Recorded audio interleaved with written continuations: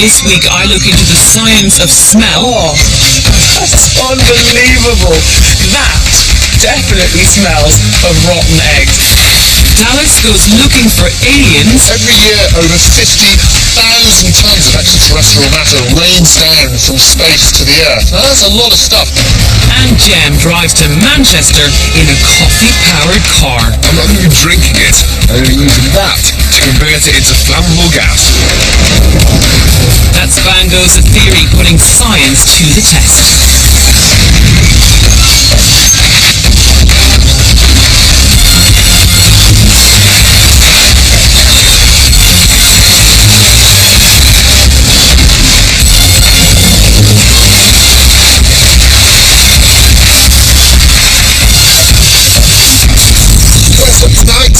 Sense of smell. It's one of our body's most important and basic functions, but do we know exactly how it works?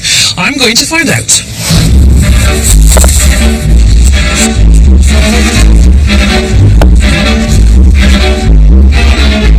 This nose belongs to Jess. Jess is a 2-year-old Springer Spaniel who's rumoured to be one of the best sniffers in the business. How good is she really though, Mandy?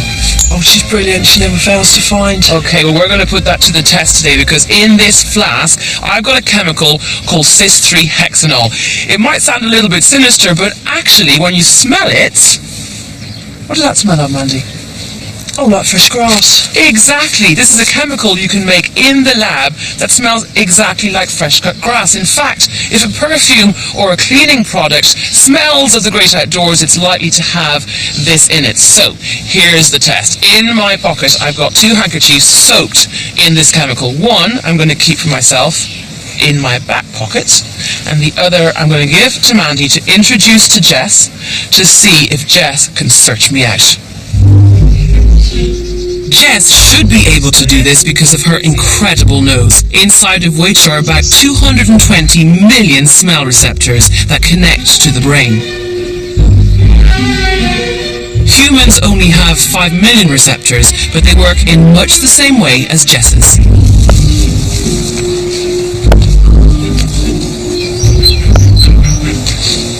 But the question is, what's going on in that fabulous nose of hers? How can a chemical like this trigger the smell of fresh cut grass?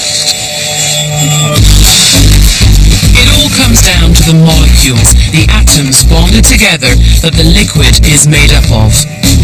Amazingly, almost all the molecules we can smell, like our cis-3-hexanol, contain just a handful of elements. These 5, in fact, we've got carbon, hydrogen, oxygen, nitrogen, and that yellow one at the end there is sulfur. Now, these elements can combine into any number of complex molecules, giving you an incredible amount of different smells, everything from your morning coffee to your favorite perfume. Each time Jess breathes in air, she's also picking up a few individual molecules of cis-3-hexanol that are coming off the hanky in my back pocket. And this is what one of these molecules looks like. We've got 6 carbon atoms down the center, the black ones, surrounded by lots of hydrogen atoms, the white bits, and here, this red one here, is the 1 oxygen atom. As Jess sucks air into her nose, individual cis-3-hexanol molecules hit a smell receptor. She smells that grass smell and knows she's on track to find me. But why is it that every time one of the molecules hits the back of Jess's nose, it's translated into the smell of fresh-cut grass and not some other smell?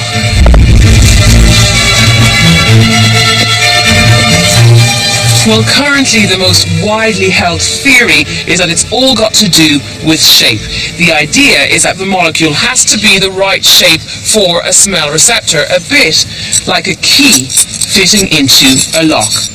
So imagine this lock is the receptor, and this part of the key is the right bit of the molecule that will slot in, triggering a signal to the brain that says, fresh cut grass every time.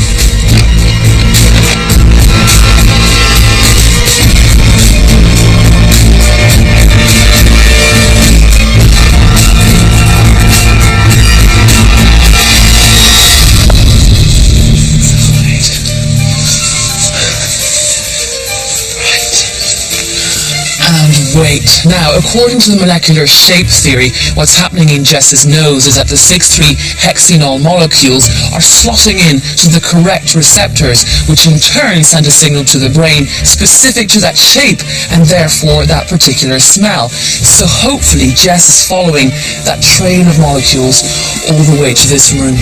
That's Jess scratching on the door.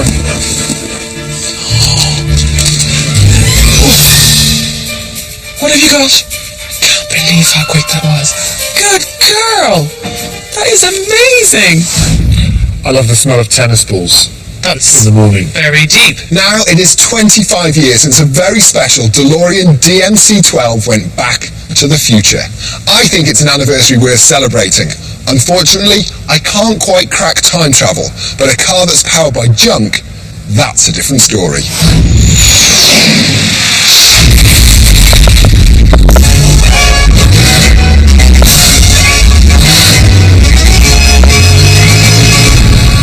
Back in 1989, I saw Back to the Future 2. There, the mad professor had somehow managed to get his car to run on rubbish. Fantastic plan, but surely something that could never ever happen. Until now, maybe. Because 20 years later, time travel is still out of the question, but running a car on rubbish might just happen. Now here's the basics. Normal car, squirt a bit of petrol into a cylinder, then a spark, makes an explosion. Whoa!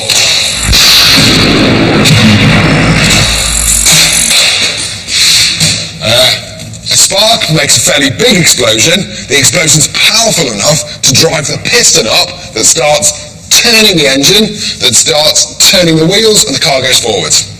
But it doesn't have to be petrol. This is the thing. Anything that makes a clean explosion in there can drive a car. Have a look at this. Take wood shavings, like these, put them in a confined space, and then get it very hot.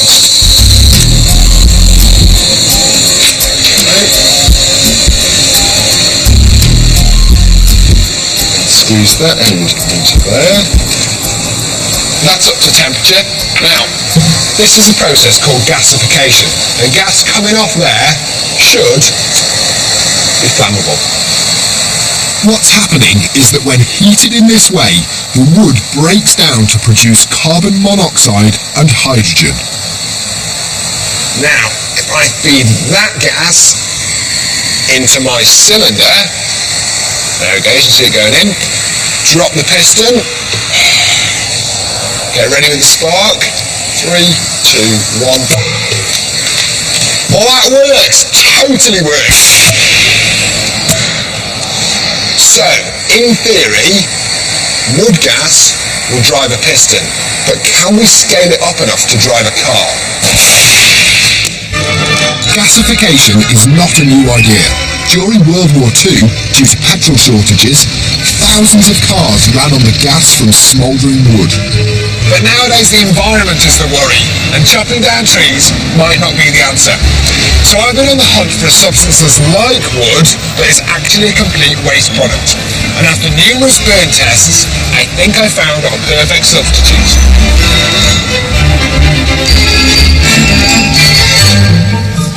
Yup, coffee. I'm going to drive my car on used coffee grounds, stuff that's usually just dumped in the bin. And how's that possible? Well, it turns out that used coffee grounds actually give as good, if not better, gas than wood. But to burn efficiently in a gasifier, like a giant version of my kettle, they need to be very dry and ideally made into these pellets. Now, a massive handful of these pellets should get me about 2 miles. So that's about 66 EPM, espressos per mile.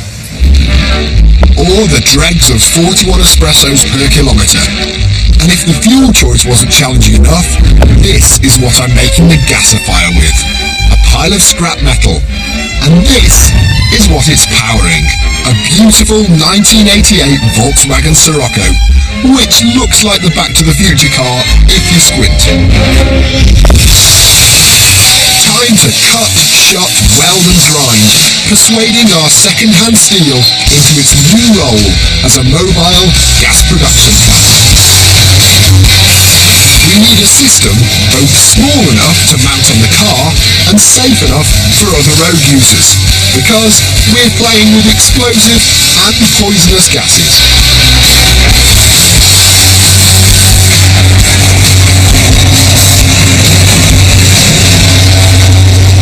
A lot of blood, sweat and deafened ears have gone into this.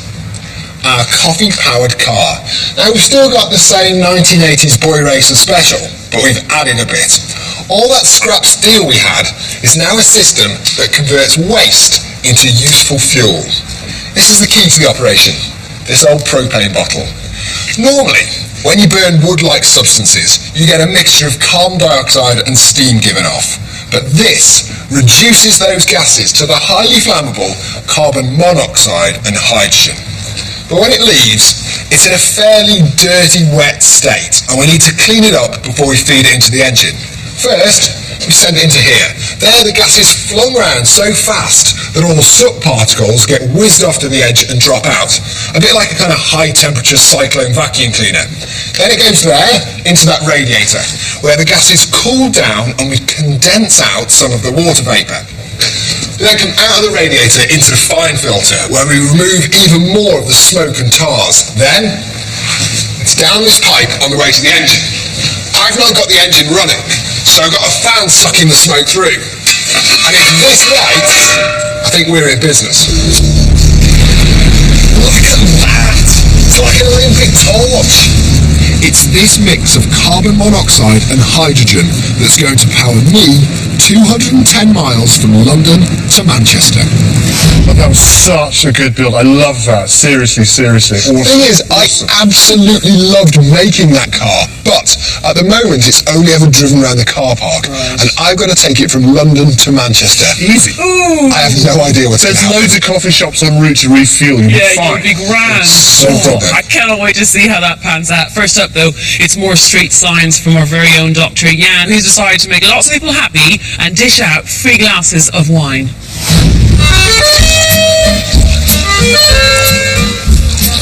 You might have noticed that when you have a cold and you can't smell anything, you can't taste very much either. So, do you mind holding your nose? And I just want you to tell me what you think it is. Looks like proper gunpowder. It's fine. It's perfectly innocuous stuff. Rhubarb. Apple. I wouldn't know. It's actually celery. Well, yeah, I thought it agreed, wasn't it? So, our sense of taste and smell are intimately linked, but that's not the end of the story. I've got 2 bottles of wine here, one red, one white. They're just ordinary wine, nothing special from the supermarket. If I put a blindfold on people, will they even be able to tell which is red and which is white? So do you prefer red or white? White, brother. What about both? I'm going to give you 2 glasses, and it could be that they're both white, or both red, or one white and one red. Right. Okay? And you've just got to tell me what colour you think each glass is. Okay. But you've got to do it blindfold. So, pick your blindfold. It's like a sexy garter. That'll be the chick. Go for it. Right. Okay. So here you go. Here's 2 glasses. Feel free to taste them. Tell me what you think. Right, I'm driving. Have you had more than a sip? Yeah, absolutely. Feel free to have as much as you like. It turns out that we use our eyes to sense flavour. What something looks like can be just as important as its taste or smell. All that information is brought together to come up with an overall sensation, and it's done in a bit of the brain just behind the eyes here called the orbitofrontal cortex. So you tell me what you think. I think that's a white wine. I think that's red, and that's white. It's white and that's red. That was the white one. Yeah? Okay. How about the other one? They're both red. Very good. I still think that's the red. Uh-huh. And that's the white. Right, okay, I'll tell you. Sorry, there you go. Very fresh. How interesting. Even done. That one tastes white. It's weird, isn't it? So try to get now that you know what flavour it is. Tastes dark. It does, actually. red. Why is that? What happens is that over time you build up an association between what something looks like and its taste. So the sight of something becomes integral to its flavour. Which a lot of people do with food as well. If the food doesn't look very nice, they'll think it tastes horrible. Yeah. I suppose this with white wine, you do a bit of red dye. If that sort of experiment has been done, even on expert wine tasters. Okay. And because they're so used to tasting wine, then their association between its colour and its taste has become particularly strong. And so if you give them white wine but you put red colour in it, they can get quite misled. Absolutely. Brilliant. Hey, now listen, there's a lot of interest at the moment about the possibilities of there being life elsewhere in the universe, and research into that sort of stuff is helping us understand how life might have started here on Earth.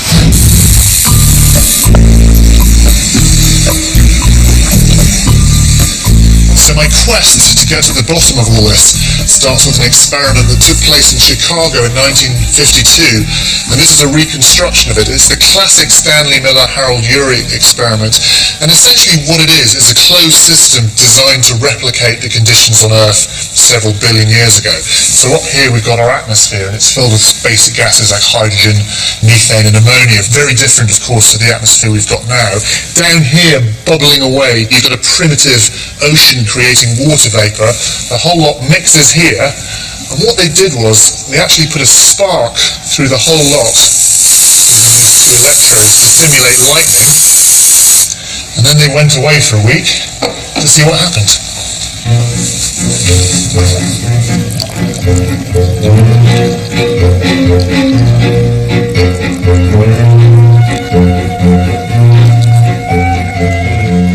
So they came back after a week and had a little look inside, and what they found was this rather unpleasant, brown, sticky, smelly stuff. But when they analysed it, they found it was full of chemicals called amino acids. Now, not life itself, but certainly part of the building blocks that can make life possible. This gunk made from simple gases and a spark of electricity was full of complex chemicals which could go on to make life.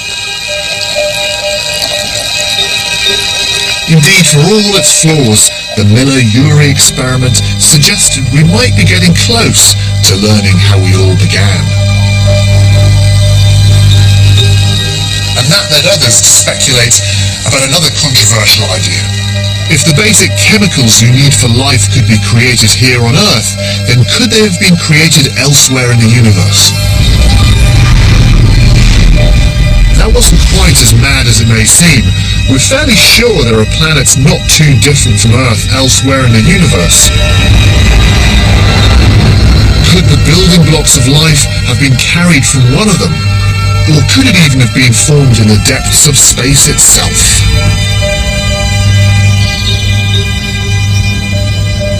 Every year, over 50,000 tons of extraterrestrial matter rains down from space to the Earth. Now, that's a lot of stuff. In fact, it's about twice the mass of your average aircraft carrier. Most of it is in the form of dust, but every once in a while, something a little bit more substantial lands. For instance, in 1969, a meteorite fell to the Earth in southern Australia called the Murchison meteorite, and that weighed over 100 kilograms. That's more than I weigh. Now, if you're hoping to find the building blocks of life in space, looking at meteorites like Murchison might be a good place to start. So, a handful of scientists here at Imperial College in London have recently been analysing meteorites like Murchison with startling results. This is an actual fragment of meteorite that fell from space to Earth. It's over 4.5 billion years old, untouched by human hands. This is Zita Martin from Imperial College. Now you're an astrobiologist, and it's your job to actually analyse these and find out what kind of molecules are present. Can we sort of do that now? Yeah, of course. This is a mass spectrometer, a fantastic bit of kit that can analyse the chemicals within our meteorites with incredible accuracy.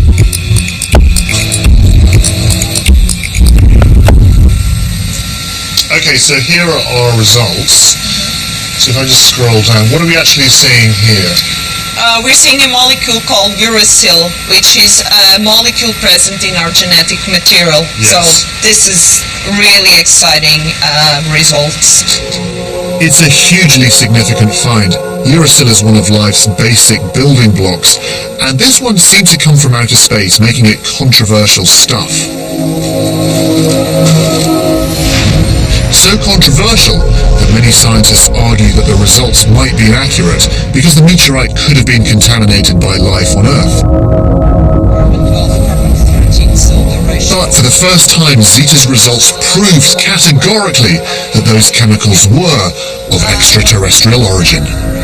Normally, uracil is mainly built from the element carbon-12, but the uracil in the Murchison meteorite contained a very high ratio of carbon-13, incredibly rare on Earth, but common in space. So when we look to our results, we know that we have a much bigger ratio of carbon-13 over 12, and therefore this molecule, the uracil, can only be formed in outer space, and it's not contamination. So there's absolutely no way that could be synthesized on Earth? No. This is such an important thing. How did it make you feel when you discovered it? Well, it was very, very exciting news and discovery, and we were the first ones really proving that components of our genetic material were present already in our early solar system. So that's really big news and exciting and everything. Well, that's pretty amazing. So I guess the kind of $1,000,000 question: life here on Earth,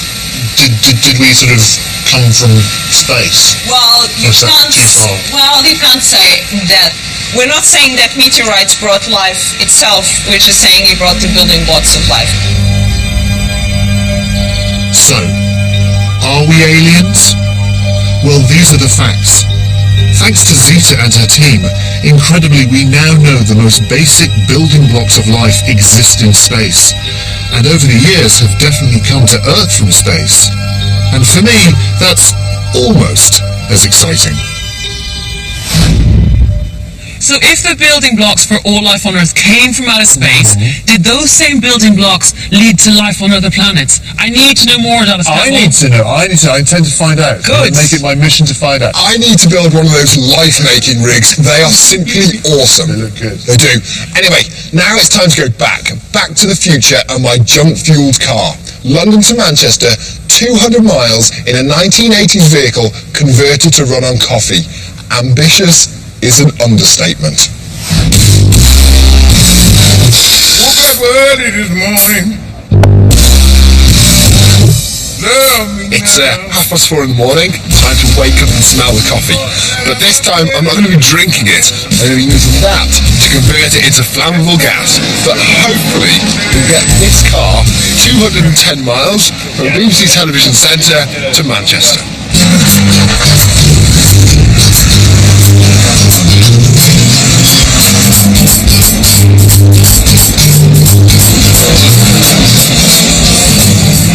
London in the middle of the night.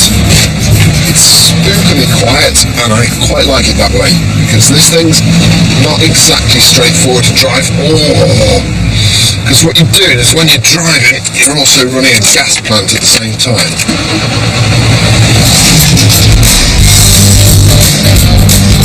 I'd set off early because I wanted to make sure I'd be at the Science Festival in Manchester by 3 p.m. Dallas and Liz were already there, having sensibly chosen the train. It was a relief to get onto the motorway, where I wouldn't have to constantly fight to match the varying power demands of the engine to the production rate of my gas plant. This is 65 miles an hour now. This is as good as it gets.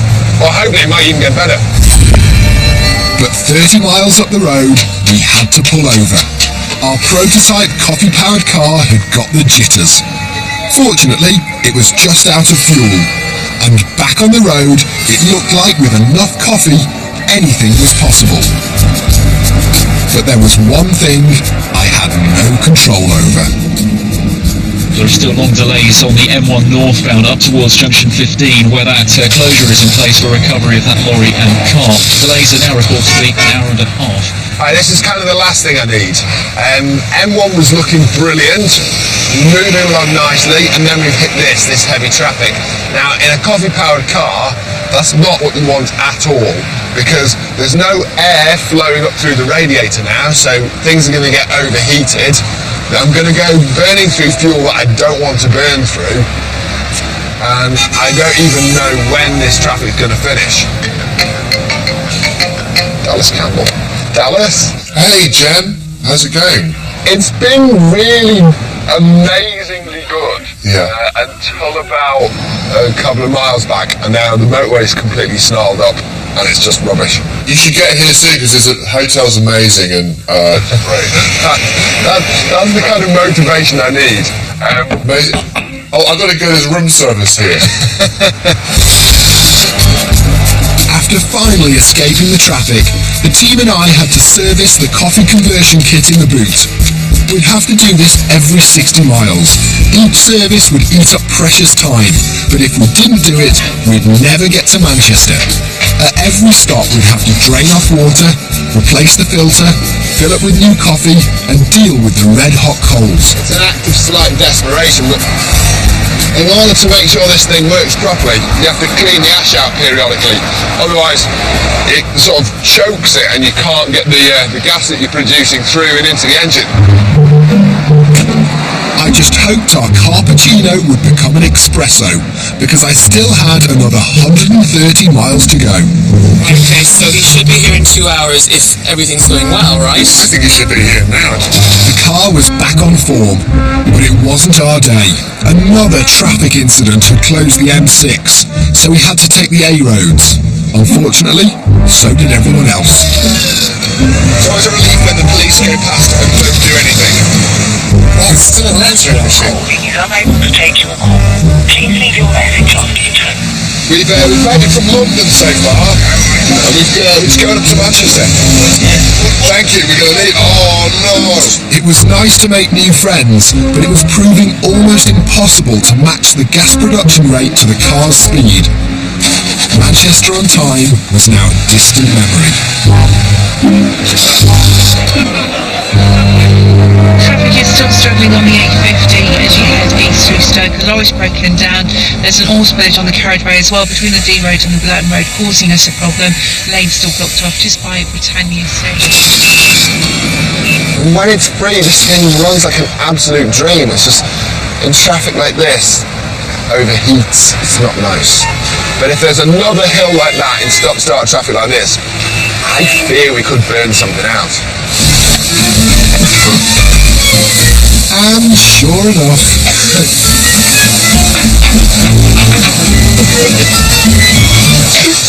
Now, with the fire extinguished, victory was in our sight. This is Manchester. This is where we were aiming for.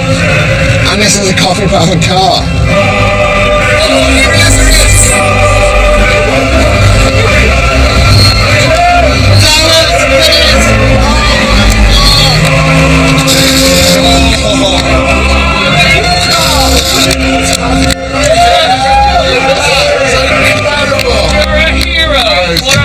There's no way this had any right to make it the last thing. Oh. And there's probably one cup of coffee left in this thing. Are you alright? Are you alright? Yeah, it's incredible. Listen, we gotta go. This is the end of the show. So proud of him, though. We will see you soon. See you Take care. soon. Bye-bye. Bye. Oh, God.